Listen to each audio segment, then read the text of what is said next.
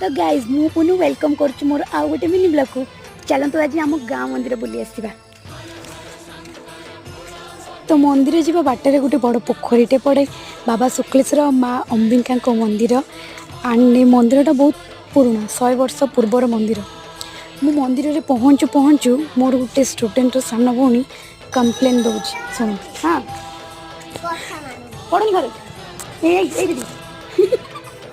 हाँ बाड़े बाथर बाबा मंदिर में पहुँचला माने स्ट्रेस सब आउट हो जाए।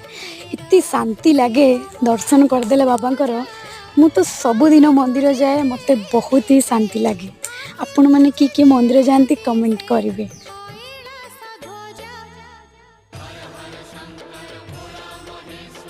मो वीडियोटी भल लगे लाइक करेंगे एंड सब्सक्राइब करने को भूलिए एंड शेयर भी करेंगे।